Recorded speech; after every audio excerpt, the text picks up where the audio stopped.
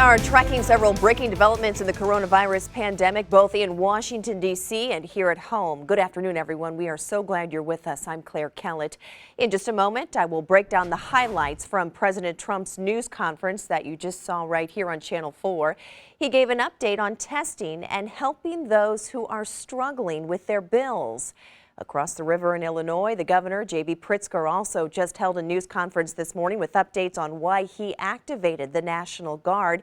We'll get to all of that in just a moment, but first, the city of St. Louis has announced its second case of the coronavirus. News 4's Alexis Sotos live from City Hall this afternoon with these late details.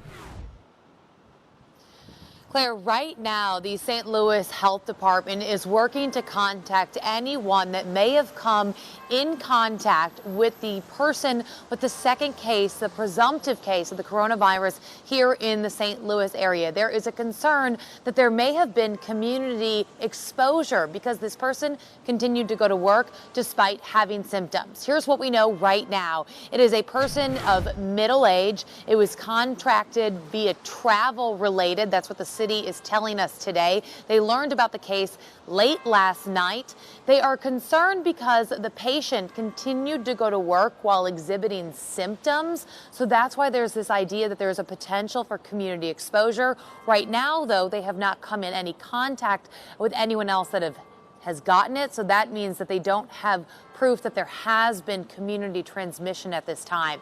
So, of course, the big question from everybody right now is who had the potential for that exposure? Who was at risk? Where did this person work? None of those answers are coming from the city right now. We have continued to ask where the person worked and where they could have potentially exposed other people to the virus, and we're not getting answers from the city on that. The city tells us that they are bound by federal privacy laws and they cannot release any kind of identifying information. But we are making several calls to employers around the city, working to track down information that you have questions about.